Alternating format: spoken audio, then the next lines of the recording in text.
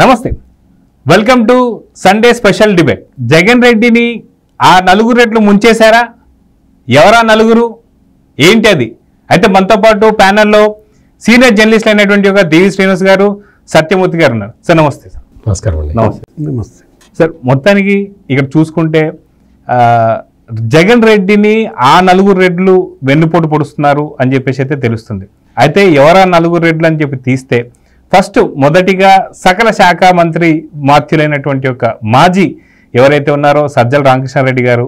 దాని తర్వాత మొదటిగా చెప్పుకోవాలంటే మనకి దొరికినటువంటి ఒక వెంకటరెడ్డి. అంటే ఒక్కొక్కరి తర్వాత వద్దాం. మొత్తానికి వెంకటరెడ్డి గారి గురించి చెప్పాలంటే ఏం చెప్తారు? వెంకటరెడ్డి పోలార్ బేరా ఏంటి, ధ్రువపు ఎలుగుబంటి అనేది స్టోరీ చదివాను.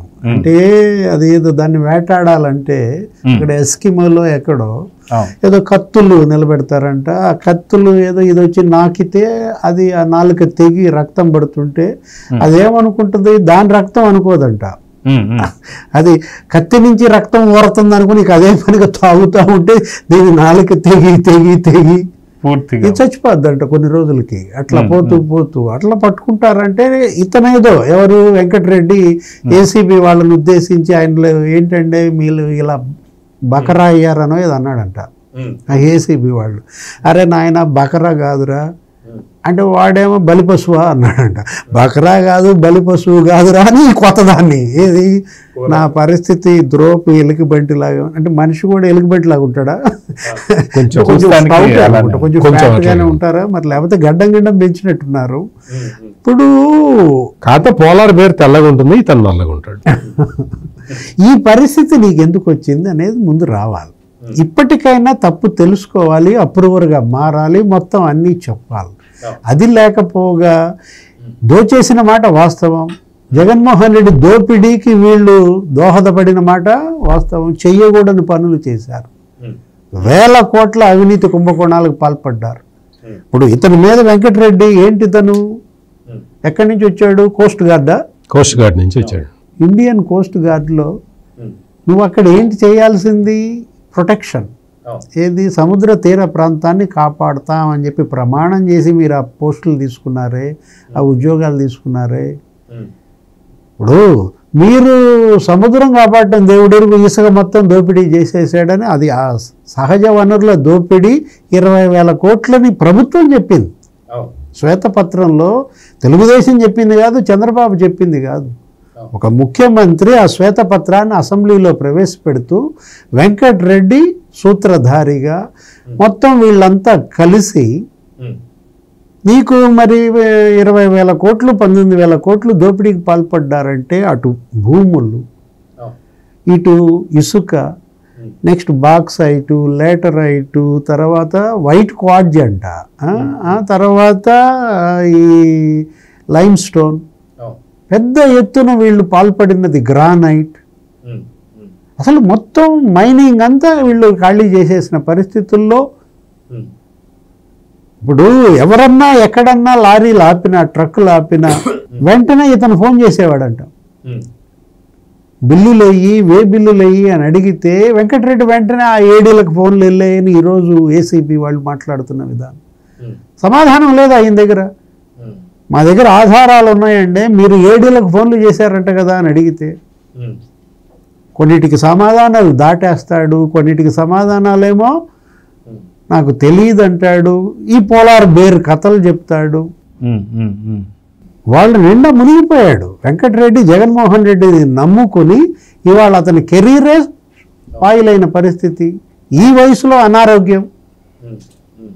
వాళ్ళ ఆవిడ అడిగింది ఏంటి, ఏదో హార్ట్కి సంబంధించిన ఉన్నాయి బెయిల్ కావాలని. అవసరమా? మీరు జగన్మోహన్ రెడ్డికి ఉచ్చులో మీరు పడ్డారా, మీ ఉచ్చులో జగన్మోహన్ రెడ్డి పడ్డాడా?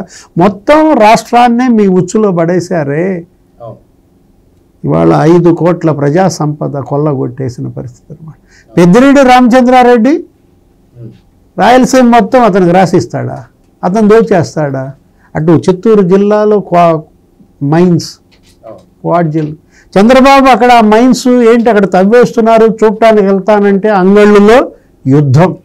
ఆయన అప్పుడు ప్రాజెక్టులపై యుద్ధభేరి ప్రకటించి ప్రాజెక్టులన్నీ తిరుగుతుంటే అక్కడ వాళ్ళు ఫిర్యాదు చేస్తే ఏమంటే ఇక్కడ పెద్దిరెడ్డి మొత్తం తవ్వేస్తున్నాడు ఈ మైన్స్ ఇదంతా అంటే చూడటానికి వెళ్తే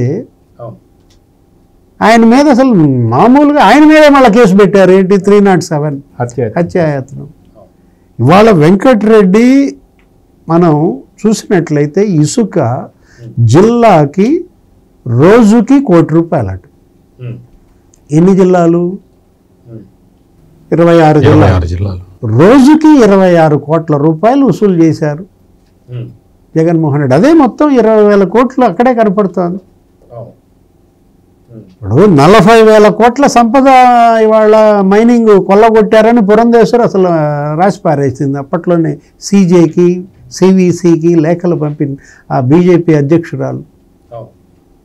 ఒక వెంకటరెడ్డి ఇవాళ కాదు, ఇక్కడ వెంకటరెడ్డిని అడ్డం పెట్టుకుని వెనక ఆడిచ్చిన శక్తులేంటి? జగన్మోహన్ రెడ్డి, పెద్దిరెడ్డి రామచంద్రారెడ్డి, సజ్జల రామకృష్ణారెడ్డి, ఉత్తరాంధ్ర మొత్తమేమో విజయసాయిరెడ్డి, వైవి సుబ్బారెడ్డి పంచుకున్నారు. ప్రతి జిల్లాలో సహజ వనరులు కొల్లగొట్టారు. రెడ్ శాండల్ చిత్తూరులో. అసలు ఈ 5 ఏళ్లలో రెడ్ శాండల్ ఎన్ని వేల టన్నులు మీరు స్మగ్లింగ్ చేశారు? ఆ రెడ్ శాండల్ స్మగ్లర్కే టికెట్ ఇచ్చి పారేశాడంట. ఇది విజయానందరెడ్డి వైసీపీ క్యాండిడేట్ అక్కడ చిత్తూరుకి. ఆ కొల్లం గంగిరెడ్డి అతనేదో మొన్న బీజేపీలో చేరాలని చూశాడంట. Red sandal smuggler Kollam Gangireddy.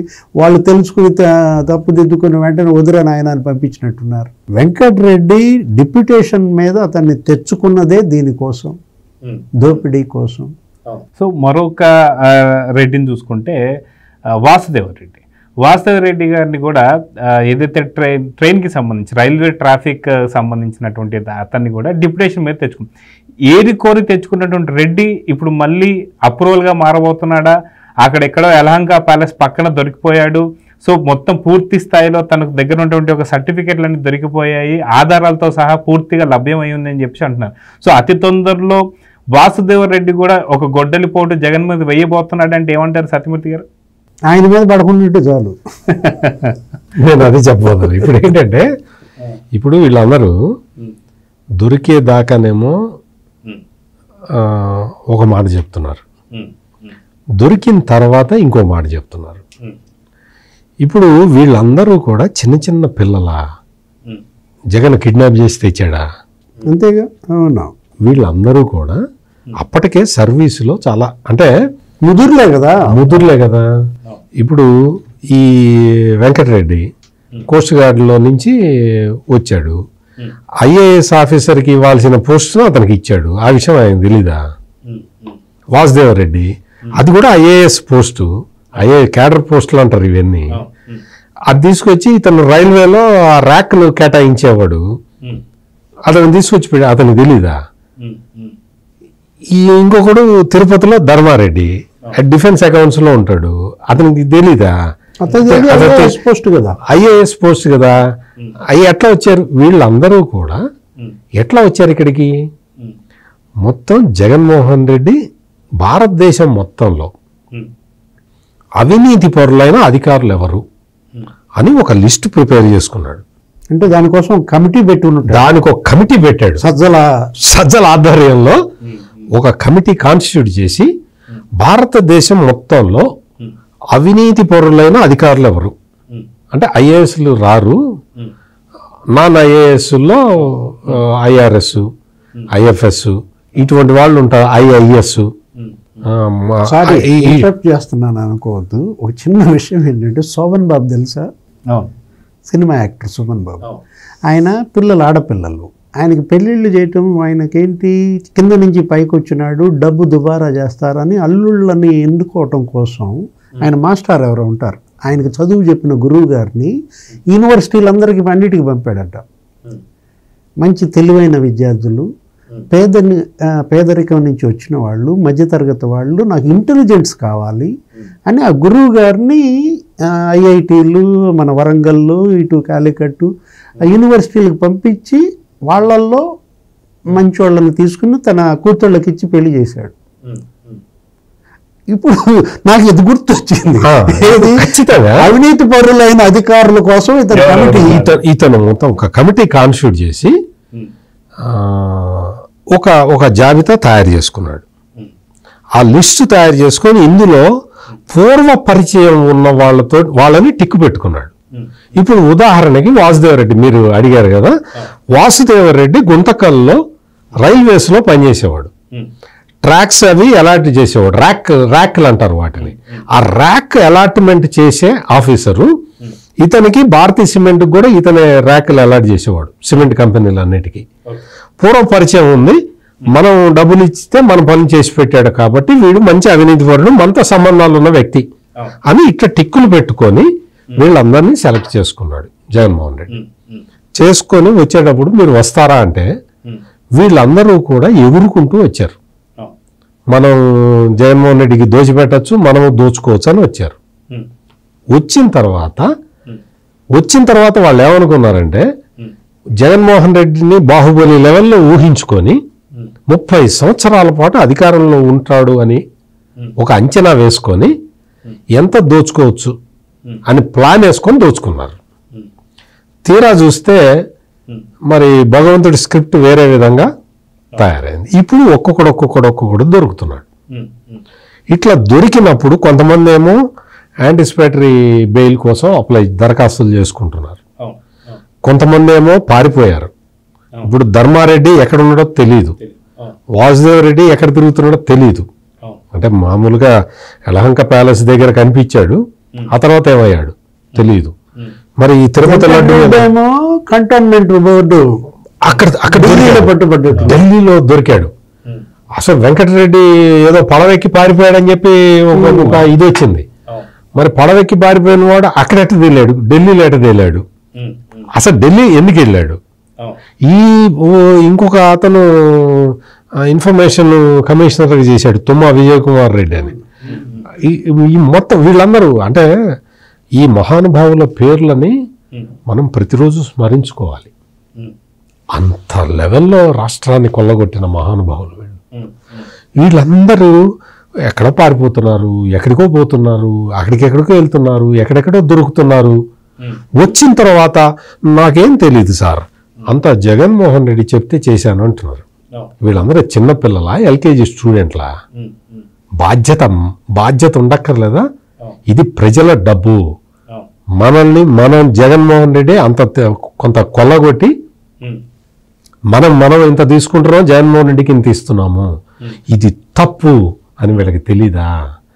తెలిసి ఈ రోజున ఏం చేస్తున్నారు అంటే మొత్తం కూడా వీళ్ళందరూ మనం చాలా సందర్భాల్లో మనం చూసాం, అప్రూవర్లుగా మారిపోతూ ఉన్నారు. అందరూ చాలామంది ఇప్పుడు అప్రూవర్లుగా మారిపోతున్నారు ప్రాణ భయంతో. జగన్మోహన్ రెడ్డిని అసలు జగన్మోహన్ రెడ్డి ఇన్ని రకాలుగా రాష్ట్రాన్ని దోచుకున్నాడని చాలా అసలు ప్రధాన ప్రతిపక్షమైన తెలుగుదేశం పార్టీ అప్పట్లో బయట పెట్టింది 10%. ఇప్పుడు ఇంకా రావాలి, ఇంకా చాలా ఉన్నాయి, చాలా డిపార్ట్మెంట్లు ఉన్నాయి, బయటికి రావాల్సిన వ్యవహారాలు చాలా ఉన్నాయి. వీళ్ళందరూ కూడా వీడు పోలార్ బేర్ అయినా, వీడు టెడ్డీ బేర్ అయినా, వీడు బకరా అయినా, వీడు బలిపశువు అయినా, పేరు ఏది పెట్టినా ఈ మొత్తం రెడ్డి బ్యాచ్ అంతా కలిసి రాష్ట్రాన్ని దోచుకున్నమాట వాస్తవం. అయితే ఇప్పుడు వెంకటరెడ్డి వచ్చేసి ఖచ్చితంగా అవినీతి జరిగిన మాట మాత్రం వాస్తవమే, కానీ నన్ను మాత్రం పేర్లు అడగొద్దు, నేను చెప్పలేను అని అంటున్నాడంటే దీన్ని ఎలా చూడాలి? లేదా ఏదైనా బెదిరింపులు వచ్చాయంటే ఏం చెప్తారు? ప్రాణ భయం ఉంటుంది జగన్ గారు, ప్రాణ భయం ఉంటుంది వీళ్ళకి. అంతకు ముందు ఈ నేరాలన్నీ చేసేటప్పుడు ఇది నేరం అని తెలీదు. కొట్టేస్తున్నాం మనం, జగన్మోహన్ రెడ్డి మనల్ని కాపాడుతాడా అనుకున్నారు, అనుకుని చేసేసి కొట్టేశారు, వాళ్ళకి ఇచ్చారు, వీళ్ళకి అమ్మతం అయిపోయింది. ఈ రోజున పట్టుబడిన తర్వాత జగన్మోహన్ రెడ్డి పేరు చెబుదామంటే భయం. ఎందుకు భయం? మీరు ఆ క్వశ్చన్ అడగాలి. ఎందుకంటే అప్రూవర్లుగా చాలా అంత ముందర చాలా చూశాం కదా, పరిటాల రవి కేసులో కానీ, వివేకానంద రెడ్డి మర్డర్ కేసులో కానీ మనం చాలా సందర్భాల్లో మనం చూసాం. అప్రూవర్లుగా మారిన వాళ్ళు ఏమైపోయారో చూసాం, సాక్షులు ఏమైపోయారో చూసాం, జైళ్ళలోనే కొంత వాస్తవంగా చంపిన వాళ్ళు తర్వాత చచ్చిపోయారు అనుమానాస్పద పరిస్థితుల్లో. ఇవన్నీ మనకే తెలిసినప్పుడు వెంకటరెడ్డికి, వాసుదేవరెడ్డికి, సజ్జల రామకృష్ణారెడ్డికి తెలియవా? అందుకని భయంతో చచ్చిపోతున్నారు, భయంతో వణికిపోతున్నారు. ఈ రోజున వాళ్ళ పరిస్థితి ఎట్లా ఉందంటే, దోచుకున్న వాళ్ళేమో మిగిలిన వాళ్ళందరూ హ్యాపీగా ఉన్నారు, వీళ్ళు దొరికారు. వీడికి ఏడుపు ఒక్కటే తక్కువ, దొరికాడు, ఆ పేరు చెప్పలేడు, ఆ పేరు చెబితే అసలు ప్రాణానికే ప్రమాదం, ఆ పేరు చెప్పకపోతే ప్రభుత్వం నుంచి మళ్ళీ ఉంటుంది కదా, మరి పోలీసుల నుంచి ప్రభుత్వం నుంచి వాళ్ళు కేసులు పెడతారు, జైలుకి ఇవన్నీ ఉంటాయి కదా, శిక్షలు పడతాయి, ఇవన్నీ ఉంటాయి. అందుకని వీళ్ళు తర్జన భర్జన పడుతున్నారు. నా సలహా ఏంటి అంటే, వీళ్ళందరూ కలిసి ఒక అసోసియేషన్ పెట్టుకొని దానికి అధ్యక్షుడిగా టీటీడీ ఈఓగా పనిచేసిన ధర్మారెడ్డిని పెట్టుకొని, అందరూ జగన్మోహన్ రెడ్డి తీసుకొచ్చిన అధికారులందరూ కూడా కేసుల్లో ఇప్పుడు అందరూ దొరుకుతున్నారు కదా, ధర్మారెడ్డినైనా ప్రెసిడెంట్గా పెట్టుకోవచ్చు, పిఎస్ఆర్ ఆంజనేయులైనా పెట్టుకోవచ్చు. పిఎస్ఆర్ ఆంజనేయులు సరిహద్దు భద్రతా దళంలో పనిచేసి జగన్ రాగానే ఇక్కడికి వచ్చేసాడు. వచ్చేసి ఇక్కడ మరి అక్కడ సరిహద్దు భద్రత ఎట్ట చేశాడో మనకు తెలియదు, కానీ ఇక్కడ మాత్రం చాలా పకడ్బందీగా చేశాడు. ధర్మారెడ్డినైనా పెట్టుకోవాలి, పిఎస్ఆర్ ఆంజనేయులైనా పెట్టుకొని ప్రెసిడెంట్గా పెట్టుకొని వాళ్ళు అంతా యునైటెడ్గా ఉండటం బెటరు, లేకపోతే వాళ్ళకే కష్టం అవుతుంది. అయితే డివిఎస్ గారు, మనం చూస్తున్నటువంటి సందర్భాల్లో వాసుదేవరెడ్డి కావచ్చు, వెంకటరెడ్డి కావచ్చు, ధర్మారెడ్డి కావచ్చు, సుబ్బారెడ్డి కావచ్చు, కరుణాకర్ రెడ్డి కావచ్చు, ఈ రెడ్డిల గోలేంటి అనేటువంటి కొన్ని మనకి మెసేజ్లు కూడా వస్తున్నాయి, కామెంట్లు కూడా వస్తున్నాయి. ఎందుకు రెడ్డి సామాజిక వర్గాన్ని కొంతమంది ఎవరైతే ఉన్నారు, చాలా అంటే రెడ్లందరూ ఇది అని కాదు, చాలామంది రెడ్లే ఉన్నారు, మా పరువు తీస్తున్నాడు అని చెప్పేసి అన్నారు. అసలు జగన్ రెడ్డా కాదా అనే క్వశ్చన్ చాలా పెద్ద ఎత్తున అయితే వస్తుంది. బైరెడ్డి గారు కూడా చెప్పారు అసలు రెడ్డే కాదని చెప్పి. ఈ రెడ్లందరూ ఇప్పుడు జగన్ పైన వ్యతిరేకంగా తిరగబోతున్నారని చెప్పి కొన్ని వస్తున్నాయి. ఏంది రెడ్డి వాళ్ళంటే ఏం చెప్తారు? కల్తీ రెడ్డి అంటున్నారు కదా. కల్తీ రెడ్డి ఇప్పుడు ఏది బైరెడ్డి చెప్పినా అదే, తులసిరెడ్డి చెప్పినా అదే, అందరూ అంటున్నది ఏంటంటే అసలు వాళ్ళు ఆ క్యాస్టే కాదు. ఆయన ఒకటి రాజశేఖర రెడ్డి గర్వంగా చెప్పేవాడు, మన సత్యమూర్తి గారికి కూడా తెలుసు, మాది నానాజాతి సమితి అనేవాడు. ఏంటి ఆయన అది గర్వంగా చెప్పుకునేవాడు. మా ఇంట్లో మేము అన్ని కులాలను చేసుకున్నాం, నేను దాన్ని ప్రోత్సహించాను, నా చెల్లెళ్ళంతా వేరే వేరే క్యాస్ట్. ఇప్పుడు విమలా రెడ్డి, షర్మిలను అంటారు వీళ్ళు, షర్మిల రెడ్డి కాదంటారు.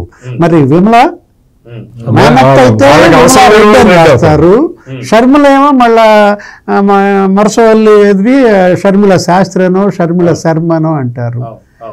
అంటే రాజశేఖర్ రెడ్డికి ఇది రాలా, ఈ మచ్చ బడలా.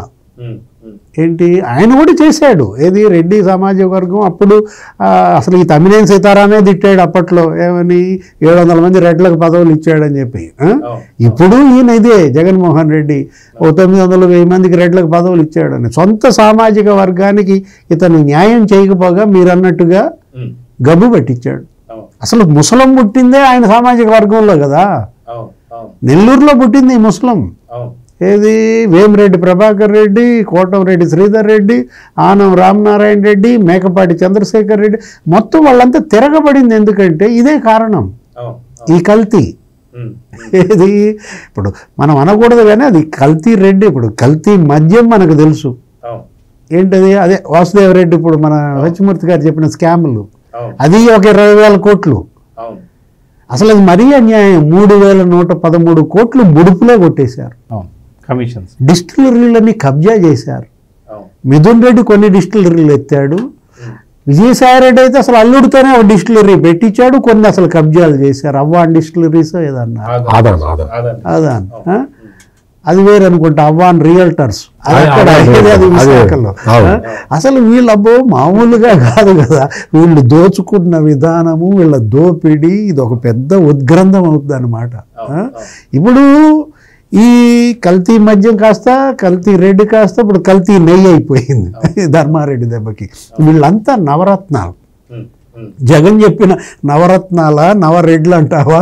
ఏది ఇప్పుడు నువ్వు చెప్పిన లిస్ట్ అంతా చదువుకుంటుంటే వీళ్ళకి అడిషనల్గా కొల్లి రఘురామరెడ్డి, ఎవరైనా అడిషనల్ అంటే నాకు ఒకసారి పొన్నవల్లి సుధాకర్ రెడ్డి గుర్తొస్తాడు. పొన్నవల్లి సుధాకర్ రెడ్డి అదొక రత్నం, అది మామూలు రత్నం కాదు.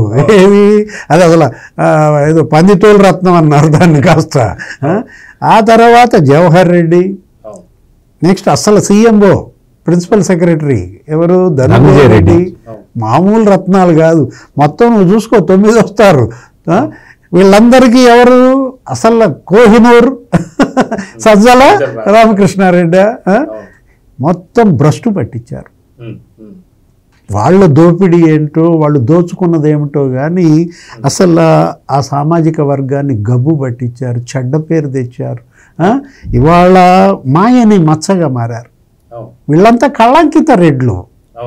ఏది అంటే అసలు రెడ్లందరూ ఫీల్ అవుతున్నారు. వాళ్ళు అంటున్న మాట అదే, అనవసరంగా మా రెడ్లకి చెడ్డ పేరు తీసుకొస్తున్నారు. ఇప్పుడు కాదు జగన్ గారు, జగన్మోహన్ రెడ్డి అధికారంలో ఉన్నప్పుడే రెడ్లు ఈ మాట చెప్పారు. వీళ్ళు ఎక్కడ దొరికారా, వీళ్ళందరూ వచ్చి మా కులాన్ని చెడగొడుతున్నారని వాళ్ళు పబ్లిక్ లోకి వచ్చి చెప్పారు. అందుకనే కదా ఇంత తిరుగుబాటు జరిగింది. అందువల్ల వీళ్ళకి క్యాస్ట్ కాదండి, క్యాష్. అయితే ఇక్కడ మనం చూసుకుంటే మద్యం, ఇంకోటి వచ్చేసి ఏదైతే మైనింగ్ కావచ్చు, క్లాస్ వార్ అంటాడు జగన్మోహన్ రెడ్డి. దీన్ని క్లాస్ వార్ కాదు, క్యాష్ వార్. అయితే ఈ రెడ్లంతా చూస్తున్నాం, మైనింగ్, మద్యము, ఇవన్నీ కూడా కొన్ని సార్లు చాలా ప్రభుత్వాలు జరుగుతుంటాయి, ఇవన్నీ చూస్తూ ఉంటాం. కానీ దేవుడితో ఇది కొంచెం ఇది చాలా ప్రభుత్వాల్లో జరుగుతాయంటే ఏ ప్రభుత్వంలో జరిగినాయి అంటే అట్లా ఇంత దోపిడీ కనీసం అలిగేషన్స్ వింటుంటాం కానీ ఇంత దోపిడీ అంటే 2019 దోపిడీ చేసి వచ్చి నేను చేయలేదు ఆయన చేశాడు అని చెప్పే బ్యాచ్ ఇదంతా. జరగలేదనే చెప్పే బ్యాచ్. అసలు జరగలేదు, మేమెక్కడ చేసాం. అయితే తిరుమల తిరుపతి దేవస్థానం సంబంధించి ఇంత పెద్ద ఎత్తున ఎప్పుడు కూడా ఆయనకు స్వామివారికి సంబంధించినటువంటి యొక్క కైంకర్యాలు కావచ్చు, లేదా పూజలు కావచ్చు, పునస్కారాలు కావచ్చు, తిరుమల గురించి మనం ఇది ఒక్కటే మాట్లాడుకుంటూ ఉంటాం. కానీ ఎంత దారుణం అయితే 2019-24 దాకా చిరుతపురలు వస్తున్నాయని చెప్పి ఊతకర్రలు ఇవ్వడం ఏంటి, దాని తర్వాత ఏదైతే లడ్డు కల్తీ వివాదం ఏంటి, దాని తర్వాత ఇప్పుడు వచ్చే బ్రహ్మోత్సవాలకు సంబంధించి ఏదైతే పాముల్ని పంపించేసి పెద్ద అల్లకొల్లను సృష్టించాలనేటువంటి కొన్ని నివేదికలు ఏంటి, అసలుకి దేవుడితో పెట్టుకున్న వాళ్ళ పరిస్థితి ఏమైంది అంటే ఏమని చెప్తారు డివైస్ గారు? దేవుడిని కూడా బెదిరిస్తున్నాడుగా జగన్మోహన్ రెడ్డి. స్వామివారికే డిసైడ్ చేస్తున్నాడు, స్వామివారినే డిక్టేట్ చేస్తున్నాడు.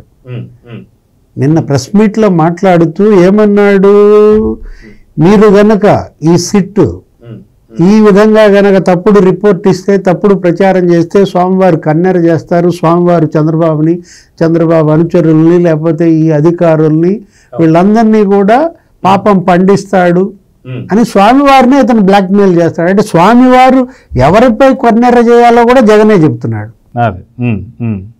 అటు సిట్ని బ్లాక్మెయిల్ చేస్తున్నాడు, ఎమోషనల్ బ్లాక్మెయిల్. బీజేపీకి లేఖ రాసి వాళ్ళని బ్లాక్మెయిల్ చేస్తున్నారు. మీ వల్లే చాలా మంది ఉన్నారు, చాలా మందిని మీ వల్లే పెట్టారని చెప్పి వాళ్ళని బ్లాక్మెయిల్ చేస్తున్నారు. అసలు ఇక్కడ ఏం జరిగింది, ఏం జరగకపోతే మీరు వచ్చి చేసే విచారణ ఏంటి అంటాడు. అదే అవును, సిట్టా బిట్టా అని మాట్లాడతాడు. ఇప్పుడు తను ఏంటంటే అసలు మా బాబాయ్ హత్య మీకేంటి సంబంధం అంటాడు. సిబిఐ ఎస్పీ మీద కేసులు పెట్టారు కదా, జాగ్రత్తగా ఉండమని చెప్పాలి మనం సిట్టాళ్ళను కూడా. సిట్టు వాళ్ళని కూడా జాగ్రత్తగా ఉండమని చెప్పాలి. కాకపోతే ఏంటంటే ఇప్పుడు జగన్ రూల్ కాదు కాబట్టి ఏదైనా చేస్తారు. రేపు పొద్దున ఏంటి వీళ్ళు దేనికైనా తెగిస్తారు కాబట్టి ఇప్పుడు రాబోయే సిట్నే ఇలా బెదిరిస్తున్నాడంటే సిబిఐ లేకపోతే ఈ ఏపీ పోలీస్ ఇప్పుడు సుప్రీంకోర్టుని టార్గెట్ చేశాడు. ఏంటి సిట్టు మీరు వేయడం ఏంటి అంటూ కూటమి ప్రభుత్వంలో వాళ్లే ఉంటారు, ఏపీ ప్రభుత్వంలో వాళ్లే ఉంటారు. ఆ సిట్లో అది ఇచ్చేది తప్పుడు అసలు ఇంతవరకు సిట్లో ఎవరి పేర్లో తెలియదు. జగన్మోహన్ రెడ్డి ఇవాళ ఆట కట్టింది. ఏది అతని గేమ్ ఇంకా చెక్ చెప్పే సమయం వచ్చింది. ఈ పరిస్థితుల్లో తను దొరికిపోయాడు. ఇక దొరికిపోయానన్న దాంతో గగ్గోలు పెడుతున్నాడు. ఈ ఫ్రస్ట్రేషన్ ఇదంతా కూడా ఫ్రస్ట్రేషన్తో వాళ్ళు చేస్తున్న ఈ వ్యాఖ్యలు, ఈ తప్పుడు మాటలు, ఇదంతా కూడా అన్ని వైపుల నుంచి నన్ను బంధిస్తున్నారు. అష్ట దిగ్బంధనంలో జగన్మోహన్ రెడ్డి ఉన్నాడు ఇవాళ. ఇప్పుడు మనం అనుకున్నాం ఈ 8 మంది ఎవరు, ధర్మారెడ్డి, వాసుదేవరెడ్డి, లేకపోతే ఇంకోడు ఉన్నాడు మీరు మధుసూదన్ రెడ్డిని మర్చిపోయాం. ఫైబర్ గ్రిడ్ అక్కడ అతను దోచి పారేశాడు. అతను అసలు సస్పెండ్ కూడా చేసినట్టున్నారు మధుసూదన్ రెడ్డి అనేవాడిని. ఆ విజయ్ కుమార్ రెడ్డి ఇందాక మన సత్యమూర్తి గారు చెప్పారు, తుమ్మా విజయ్ కుమార్ రెడ్డి అంటే గుర్తుపెట్టుకోవాలి 650 కోట్లు సాక్షి పత్రిక దోచిపెట్టారు, సాక్షి ఛానల్ యాడ్స్ రూపంలో. అయితే గతంలో మనం చూసుకుంటే టీడీపీకి సంబంధించి తెలంగాణ నేత అయినటువంటి నర్సిరెడ్డి ఒక జోక్ చెప్పాడు. పద్మావతమ్మ గారిని వెంకటేశ్వర స్వామి అంటుంటాడు, నువ్వు లేయొద్దు జగన్ వస్తున్నాడు, నువ్వు లేయొద్దు అని చెప్పి. ఏది స్వామి ఎందుకు లేయొద్దు అంటే సీట్ లేక ఏడుస్తున్నాడు, నువ్వు లేస్తే ఆ సీట్ కబ్జా చేస్తాడని చెప్పి ఒక జోక్ చెప్పాడు. అదేవిధంగా చూసుకుంటే ఇప్పుడు స్వామివారే ప్రెస్ మీట్ పెట్టి అవును కల్తీ జరిగింది స్వామి అని చెప్పేదాకా వీళ్ళు చెప్పేదట్లు లేరంటుంటుంది. జగన్మోహన్ రెడ్డి ధైర్యం ఏంటి అంటే స్వామి వచ్చి డైరెక్ట్గా చెప్పడు అనేది ధైర్యం అన్నమాట. స్వామి ప్రెస్ మీట్ పెట్టాలి, స్వామి వేరే విధంగా చెప్తాడు, చెప్పకుండా ఎందుకుంటాడు? కలియుగ దైవం వెంకటేశ్వరుడు డైరెక్ట్గా వచ్చి చెప్పడు కదా. జగన్మోహన్ రెడ్డికి తెలియదు కదా వెంకటేశ్వర స్వామి గురించి ఎట్లా తెలుస్తుంది. అందుకనే మా బాబాయ్ మర్డర్ ఎట్లా జరిగిందో దేవుడికి తెలియాలన్నాడు. మా బాబాయ్కి తెలియాలన్నాడు. మా బాబాయ్ అంటే దేవుడికి బాబాయ్ రాలేడు సాక్ష్యం చెప్పడానికి, దేవుడు వచ్చి సాక్ష్యం చెప్పడు అని జగన్మోహన్ రెడ్డి బలంగా నమ్ముతున్నాడు. అందుకనే బాబాయ్ మర్డర్ని దేవుడి మీద వేసేసాడు. ఇప్పుడు దేవుడు వచ్చి సాక్ష్యం చెప్పాలి. సాక్ష్యం చెప్పకపోతే జగన్ సేఫ్ అయిపోతాడు. అందుకని దేవుణ్ణి కూడా తీసుకొచ్చి ఇక్కడ పెడుతున్నాడు. అంటే దేవుడు వస్తాడు, సునీత రూపంలో వస్తాడు, దేవుడు వస్తాడు, దస్తగిరి రూపంలో వచ్చి అప్రూవర్గా మారతాడు. ఖచ్చితంగా నేను అదే చెప్తున్నాను. నేను ఇందా చెప్పింది కూడా అది. దేవుడు డైరెక్ట్ గా వచ్చి సాక్ష్యం చెప్పడు. ఏదో వైవి సుబ్బారెడ్డి లాగా, భూమన కరుణాకర్ రెడ్డి లాగా ప్రెస్ కాన్ఫరెన్స్ పెట్టి చెప్పాడు కదా. ఆయన తన మహిమని చూపిస్తాడు, ఇప్పటికే చూపించాడు. అందుకనే ఇవన్నీ పరిణామాలు జరుగుతూ ఉన్నాయి. వెంకటేశ్వర స్వామి నామాలు పెట్టినట్టు 11 ఫిగర్ వచ్చింది అదే. అట్లా అంటే వెంకటేశ్వర స్వామి నామాలతో నేను పోల్చినందుకు నన్ను స్వామి భక్తులు క్షమించాలి. 11 వచ్చినాయి. ఎందుకు చెప్పాలంటే అంటే ఇవన్నీ కూడా బాధతో మనం డిస్కస్ చేసుకోవాలి. 11 రాలా, దేవుడే తెప్పించాడు. ఆ నామం కూడా అతను పెట్టుకోలే, దేవుడే పెట్టాడు. దేవుడు ఇప్పుడు గౌరవంగా మాట్లాడాలి. మతం గురించి, దాని గురించి, మతకు సంబంధమైన విషయాల గురించి గౌరవంగా మాట్లాడుకోవాలి. ఆ ప్రకాష్ రాజ్ చెప్తాడు కొత్త స్వామికి పంగనామాలు ఎక్కువ అంటాడు. కొత్త స్వామికి పంగనామాలు ఎక్కువ అన్నాడు. ప్రకాష్ రాజ్కి ఏం సంబంధం? ఆ కామెంట్ చేయాల్సిన సంబంధం ఏంటి? అవసరం ఏంటి? అసలు ఆ సామెత ఏంటి? ఆ సామెతకి అర్థం తెలుసా? ప్రకాష్ రాజు పవన్ కళ్యాణ్ ఉద్దేశించి మాట్లాడిన మాటలు ఇవి. జస్ట్ ఆస్కింగ్ అంటూనే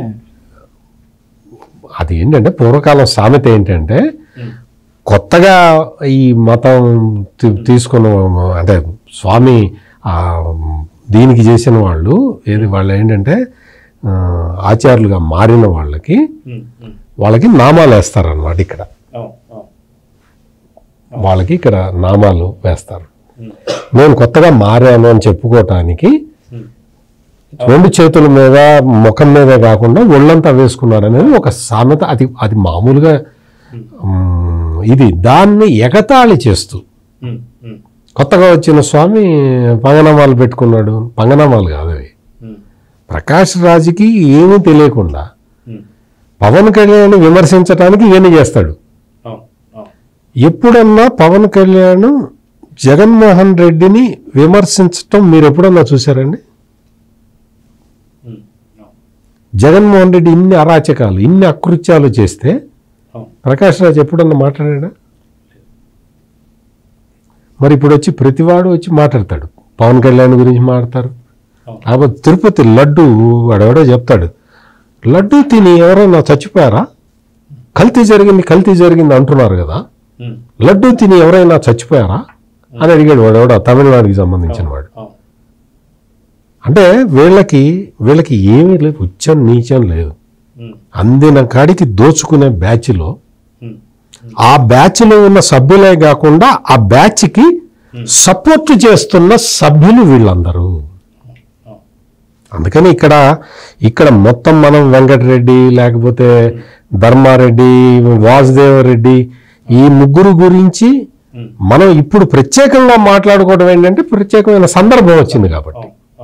వెంకటరెడ్డి పోలార్ బేరా లేకపోతే ఎలుగుబంట లేకపోతే పందికుక్క అనేది ఆల్రెడీ తేలిపోయింది అది. అందుకని ఇప్పుడు ఇంకా నెక్స్ట్ రావాల్సిన పేర్ల గురించే రాష్ట్ర ప్రజలు మొత్తం చర్చించుకుంటున్నారు.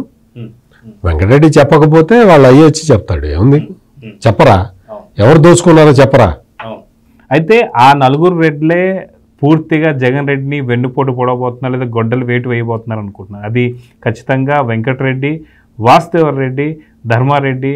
అంటే ఇక్కడ కొంచెం టర్మినాలజీ మార్చాలి.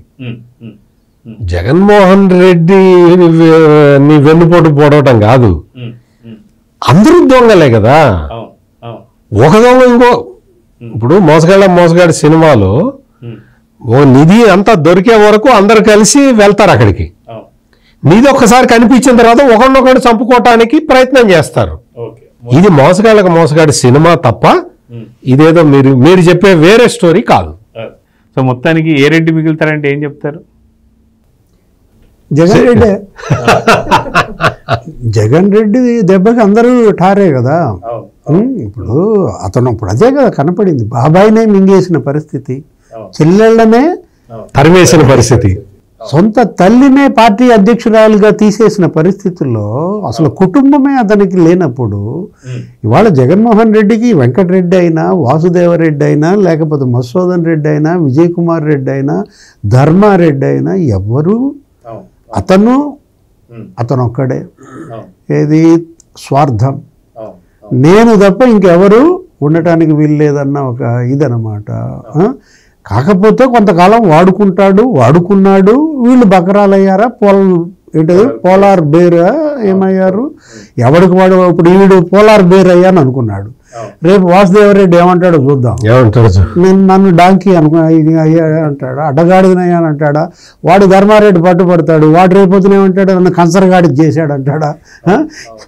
ఈ జంతువులన్నీ కూడా ఇవాళ వీళ్ళు పంచభూతాలు దోచుకున్నారు, పంచభూతాలు మింగేశారు జగన్. ఇప్పుడు ఏంటంటే నీకు గాలి, నేల, నిప్పు, మొత్తం ఇప్పుడు ఈ ఖనిజ సంపద 3 లక్షల ఎకరాల భూములు దోచుకున్నారు. 22A నుంచి తప్పించారు.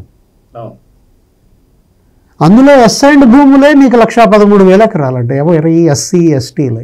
నా ఎస్సీ నా ఎస్టీ అంటాడు, నా ఎస్సీ నా ఎస్టీ నా బీసీ అందెందుకు అనుకుంటున్నా, వాళ్ళ అసైన్డ్ భూములని నాయని వాళ్ళు అర్థం చేసుకోవట్లా. వాళ్ళు అక్కడ పాపం చివరికి అర్థం చేసుకున్నారులే, ఓరి నాయను వీడు నా ఎస్సీ నా ఎస్టీ అంటున్నాడంటే నా అసైన్డ్ భూములని లాగేసిన వాళ్ళు ఉన్నారు కదా. నా భూమి కూడా ఉండదనే అందరూ గంపగుత్తగా ఓట్లేశారు, వాళ్ళ 11కి తీసుకొచ్చారు. ఇప్పుడు ఆ పంచభూతాలు వెంటబడుతున్నాయి, మండిపోతున్నాయి. నిప్పు మండిపోతుంది, నేల భూకంపం వస్తుంది, అసలు మామూలుగా రావటం లేదు. ఇక గాలి నీకు తెలుసు, నేను చెప్పేది ఏముంది, గాలి అంటే పవన్ కళ్యాణ్. పవన్ అంటే అదేనా, మామూలుగా ఉందా? సనాతన ధర్మం తీసుకుని అసలు తుఫాను కొట్టినట్టు కొడుతున్నాడు, కాషాయం తీసుకుని. మొత్తం అందరూ నేల, నింగి, నిప్పు, అసలు వాయువు, మొత్తం ఇవాళ పంచభూతాలు. ఏ పంచభూతాలనైతే జగన్ మింగేశాడో ఆ పంచభూతాలన్నీ కుమ్మక్కై జగన్ని మింగేయటానికి సిద్ధంగా ఉన్నాయి. సో చూద్దాం సార్, ప్యానల్లో పార్టిసిపేట్ చేసినందుకు మీ సీనియర్ జర్నలిస్ట్ డివిఎస్ గారికి, సత్యమూర్తి గారికి నమస్తే సార్. నమస్కారం.